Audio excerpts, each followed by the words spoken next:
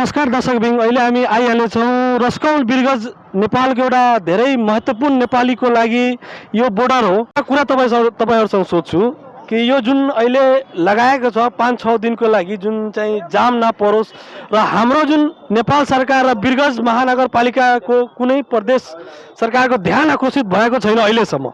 एउटा बोर्ड मात्र लागिहालेछ हेर्नको र व्यवस्थापन राम्रो भएको छैन। अब के छ सर, हामीहरूको ढालामा के छ नि, जसरी कि हामीहरूको टेम्पो अहिलेदेखि चलिरहेको छैन। 17 वर्ष 18 वर्ष पुरानोदेखि चलिरहेको छ केरला टेम्पोको पालामा।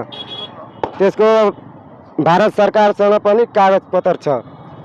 अनि चाहिँ बढी गरेर ई रिक्सा जाम अनि नेपाली टेम्पोहरू जाम लगाउँदैन, बढी गरेर मोटरसाइकलको लागि जाम लाग्छ। ई रिक्सालाई जाम लाग्दैन हैन, आफ्नो आफ्नो ठाउँमा सबैजना आफ्नो व्यवस्थामा बसिरहन्छ। र त्यहाँ कति पैसा लिन्छ भारतले? भारतको जुन ठेकाहरू हुन्छ आइसी लिन्छ, पार्किङको 50 रुपियाँ नेपाली हो। एउटा गाडीले एक दिनमा 50 रुपियाँ लिन्छ। हामीहरू त यही भन्न खोजिरहेछौँ कि हामीहरूको जति पेट्रोल गाडी छ नि त्यो आजदेखि होइन धेरै दिन भएदेखि चलिरहेछ होइन। अहिले नयाँमा यो ई रिक्सा आयो, नयाँमा ई रिक्सा आयो त त्यसको पार्किङ यहाँ पुल तल थियो न, ढाला थिएन। अनि लकडाउनमा यिनीहरू आएर अनि धेरै गाडी भयो, जहाँको पनि गाडी होस् रस्कौलमै आउँछ। त्यो लकडाउनमा आएर सबै त्यसपछि नि यो सिस्टमै यहाँको बिग्रियो। सर, नेपाल सरकारसँग तपाईँ के माग गर्न चाहनुहुन्छ? किनभने हाम्रो अहिले सरकारले हेरिरहेको छौँ, केन्द्र सरकार र प्रदेश सरकारले यो एउटा ठुलो सङ्ख्यामा 1000 जति टेम्पो यहाँ चलिन्छ, 1000 2000 बढी नै छ, कमको सङ्ख्या छैन। र हाम्रो कुनै एउटा व्यवस्थापन हेरिरहेको छु नेपाल सरकारको र केन्द्र सरकारको र प्रदेश सरकारको कुनै एउटा ठोस कदम यहाँ छैन। त्यो छैन। हामी गाडी लिएको छौँ, जसरी 4,20,000 एउटा गाडीको परिरहेको छ। भाडामा चलायो भने 800 को हुन्छ। दिनभरि अहिले कमाइरहेको छु त 1000 पनि पुग्न एकदम गाह्रो भइसकेको छ। त्यही म भन्न चाहन्छु सरकारलाई कि राम्रोसँग अलि स्ट्यान्डको व्यवस्था गरिदिनु पर्यो नेपालमा, हामी यही भन्न चाहन्छौँ। ल धन्यवाद। राम्रो र सुविधा साधन ई रिक्साको ड्राइभरलाई के राम्रो पाउन सक्छौँ हामीले। भारतको तर्फबाट चाहिँ उहाँ एउटा राम्रो काम गर्नुहुन्छ र उहाँसँग हामी अन्तर्वार्ता लिने केही यस्तो चाहिँ परिवर्तन किन आयो र के को लागि आयो? नमस्कार, आपका स्वागत है हमारा पर्दा टीवी में। जी नमस्कार, प्रणाम। सबसे पहला चीज़ है कि जब भी एम्बुलेंस हमारा नेपाल से आता है पटना जाने के लिए या मोतिहारी जाने के लिए बड़ी सिटियों में, तो जाम की स्थिति से वो सब फंस जाता है और लोग एम्बुलेंस में दम तोड़ देते हैं। ऐसा अनेकों बार हुआ है कि लोग दम तोड़ दिए हैं। इसके लिए बार बार हम लोग प्रयास करते रहे और 30 तारीख से 30 सितंबर से यानी कि लगभग 40-45 दिन हो गया, लोग हाथ जोड़ के विनती करते थे हम लोग कि भैया एक लेन में आइए, माला पहनाते थे। यहाँ बहुत सारे टेम्पो चालक हैं, ई रिक्शा चालक हैं जो इस चीज़ को देखे हैं, लेकिन हमारी बातों को बिल्कुल नज़रअंदाज किया जाता रहा और ये लोग ज़बरदस्ती जाम लगाते रहे। मरने वाले आपके हमारे भाई बंधु भी हो सकते हैं। हम लोग लाख रिक्वेस्ट किए, नहीं माने लोग, तो हुआ कि छठ तक रक्सौल में नेपाल से बहुत सारे लोग आते हैं मार्केटिंग करने और मार्केटिंग करते भी हैं। उनको परेशानी ना हो इसके लिए नेपाली ई रिक्शा को तत्काल मैत्री ब्रिज के पास रखा जाए और इंडियन ई रिक्शा को उधर रखा जाए। और एक दूसरे से आदान प्रदान तो ई रिक्शा वाले एक दूसरे से कर ही लेते हैं। ये बहुत अच्छी बात है कि इन लोग में भाईचारा है, लेकिन हम लोग में भाईचारा नहीं है। जो ई रिक्शा वालों में भाईचारा है वो हम लोग में नहीं मिलेगा। ये लोग इनकम के लिए या जो भी कहिए बहुत बढ़िया इन लोग का आपसी संबंध है, लेकिन जाम लगाने में भी इनका बहुत बड़ा दोष है। ये आपने अच्छा कहा कि ये जाम लगने के लिए अभी आपने कदम चला है भारत सरकार ने, है ना? भारत सरकार नहीं, आम नागरिक ने कहा ये कदम चला है, ये अच्छा कहेंगे। मगर ये क्या होता है, नेपाल का आदमी जब आएगा इंडिया में तो कुछ सामान खरीद करेगा तो वो कैसे लेके आएगा? जो भी इंडियन ई रिक्शा से आ रहे हैं वो कस्टम तक आ रहा है और कस्टम अभी कस्टम यहाँ पर जो है कस्टम, मैं क्यामेराम्यानसँग भन्छु अलिकति हेराइदिनु पर्यो। यो चाहिँ अहिले भर्खर चाहिँ एसएसबी कैंप लागेको छ र यही चेक जाँच, ये क्या है कि इधर एसएसबी लोग हो गया, वो एक बोरा चावल हो गया, चाहे चीनी हो गया, कोई आदमी लेके आता है इंडिया की तरफ से, तो अभी तो उसको हमको लग रहा है दिक्कत हो जाएगा कि 2 जगह टेम्पो बदलना पड़ेगा, उसीलिए कंधे पर डालो लेके जाओ। भाई ऐसा होता है कि जैसे कि हमारा इंडियन ई रिक्शा जो भी है वो रक्सौल बाजार से लेके आता है तो कस्टम में भी वो नेपाली ई रिक्शा को ही देता है। ऐसा नहीं है कि हमारे नेपाली ई रिक्शा जो है वो बाजार तक जाता है, वो ढाला भी ही रह जाता है और ढाला के बाद जब आता है तो इधर छोड़ता है लोग कस्टम के आसपास। और ही यही होगा कि 10 कदम और इंडियन ई रिक्शा इधर आएगा, एक दूसरे का आदान प्रदान कर सकता है। मगर डबल लग जा रहा है ये नेपाल की तरफ आदमी। पहले भी लग रहा था, आज भी हमारा नेपाली ई रिक्शा जो है ढाला उस पर नहीं जाता है, ढाला इस पर ही रहता है। और जो जाम क्या है ना सर, जो ढाला से पहले है ना इधर बड़ा बड़ा होलसेलर दुकान है, ये हमको लग रहा है तकरीबन 90% नेपाल की वजह से चलता है। वो जो दुकान सारा जो है ना, वो आदमी अभी क्या हो गया, डबल हो जाएगा। यानी सामान रखने के इंडियन गाड़ी रखो, इधर 20 कदम भी नहीं है। अगर 20 कदम की वजह से 2 टेम्पो बदलना पड़े। अगर हम लोग 6 दिन 7 दिन 10 दिन का अगर हम लोग सब्र नहीं कर सकते हैं तो शायद हम लोग को ये बहुत भारी पड़ेगा। आपका हमारा भाई बंधु भी एम्बुलेंस में डेथ करेगा। और जब हम लोग 30 सितंबर से आज 40-45 दिन हो गया हाथ जोड़ के रिक्वेस्ट कर रहे थे एक लाइन में चलिए, तो कोई नहीं चलते थे। उसमें वही भाई बंधु जो यहाँ राशन खरीदने आ रहे हैं, चावल दाल सामान खरीदने आ रहे हैं, वो घंटों परेशान रहते थे। आज उनकी परेशानी को देखते हुए नेपाली भाई बंधुओं का वेलकम करने के लिए हम लोग एकदम फ्री कर रहे हैं जगह को कि आए जाएं, कोई परेशानी नहीं होगा। इंडियन ई रिक्शा ला करके यहाँ छोड़ सकता है, कस्टम तक अपना नेपाली ई रिक्शा जा रहा है, वहाँ भी वो लोग सामान दे सकते हैं।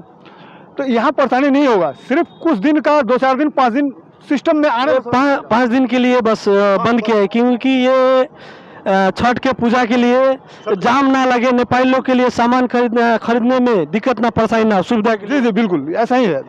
और हम लोग बार बार कहते रहे कि जो हमारे ई रिक्शा चालक बंधु हैं नेपाल के, ये लोग 50 रुपये देते हैं, तो जिनको 50 रुपये देते हैं उनसे पार्किंग का मांग नहीं कर सकते हैं ये। हाँ, ये एक बहुत टेम्पो वाला ने हमारे नेपाल के बोला, 50 रुपये लेते हैं, कोई अच्छा व्यवस्थापन नहीं करते हैं पार्किंग के लिए। इसमें क्या कहेंगे?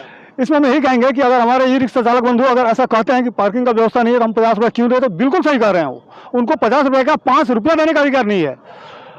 और सबसे पहला चीज़ है कि हमारे जो भी ई रिक्शा चालक बंधु हैं, इनके लिए छठ के बाद पार्किंग का व्यवस्था के लिए हमें प्रयास करेंगे, या यहाँ हो या वहाँ हो।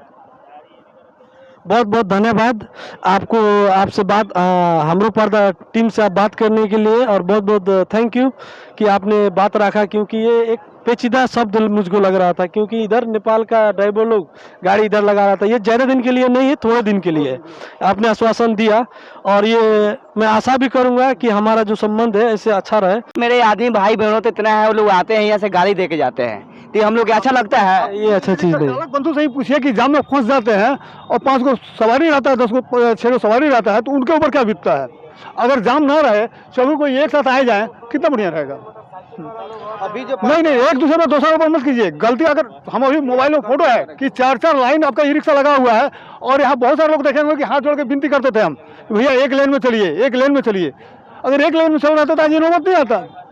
चलिए, आपको फिर से बोलेंगे थैंक यू। आपका नाम बताइए। हमारा नाम यश मिश्रा हुआ। अभी जो ये व्यवस्था जो स्थापित किया गया है, ये सबसे पहले नेपाल के नागरिक और नेपाल के ई रिक्शा चालकों के लिए ही किया गया है, और किसी के लिए नहीं किया गया है। हम लोग क्या है, हम लोग जो भी भारत के लोग हैं, हम लोग को तो मार्केट में ही घर है।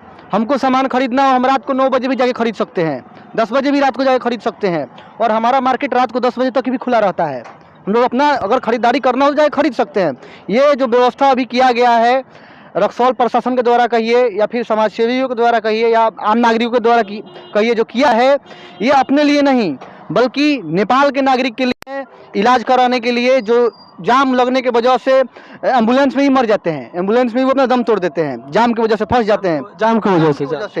ये उन लोगों के लिए ही किया गया है। अभी पिछले 5-7 दिन पहले रंजीत भैया एम्बुलेंस निकलवाए थे ना, 3 एम्बुलेंस आधा घंटा में निकलवाया गया था। अगर ये नहीं रहते तो शायद उसमें का मरीज तीनों एम्बुलेंस का उसी समय मर जाता, इतना सीरियस कंडीशन में वो था।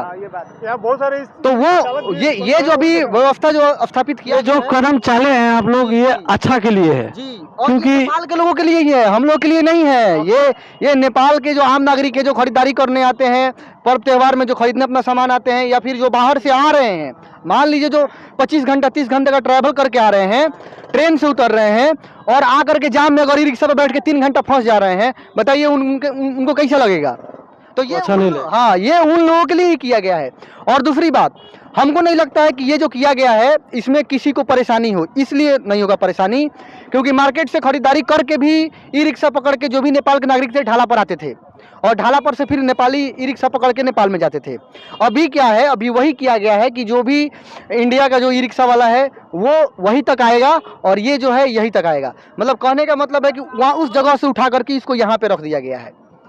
सिस्टम वही है। क्या है, ठीक है, ये जाम के लिए किए हैं, कदम अच्छा है, हमको ये सराहनीय आपका जो कदम है वो अच्छा हमको लगा। और ये नेपाल में हम लोग हमरो पर्दा से दिखाएंगे भी इस कदम को, जाम की वजह से। और जो छठ पूजा आ रहा है उसके वजह से ये कि जाम ना लगे, परेशानियाँ किसी को नहीं हो, अच्छा बात है। मगर एक आपसे हम अभी सवाल पूछ रहे हैं कि एक व्यक्तिगत आदमी अगर जाएगा ढाला से अभी इस पार इसी तरफ, उस तरफ नहीं, इस तरफ क्या है, जो दुकान है, कोई सामान, एक बोरी चावल हो गया, चाहे आटा हो गया, तो अभी 2 टेम्पू बदलना पड़ेगा। अब देखिए, कहने का मतलब है कि थोड़ा बहुत अगर कष्ट उठा लेते हैं, अगर हमारे एक कष्ट उठाने से अगर 10 लोगों की सुविधा मिल रही है अच्छे से, हमें भी मिल रही है कि हमें जो है सो जाम का सामना नहीं करना पड़ रहा, तो थोड़ा सा कष्ट उठा लेने में क्या दिक्कत है। परमानेंट तो उठाना नहीं है, 5 से 6 दिन के लिए उठाना है।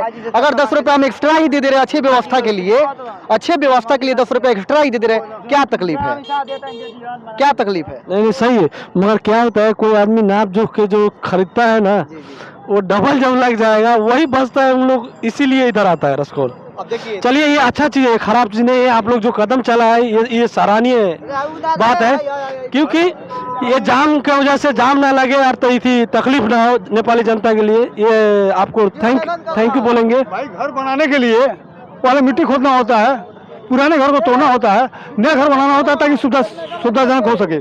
तो समझिए कि एक तरह से जो हो रहा है, एक नए तरीके से व्यवस्थित करने के लिए हो रहा है, आने वाले दिन में बहुत बढ़िया हो जाएगा। बिल्कुल बिल्कुल, आशा करेंगे हम।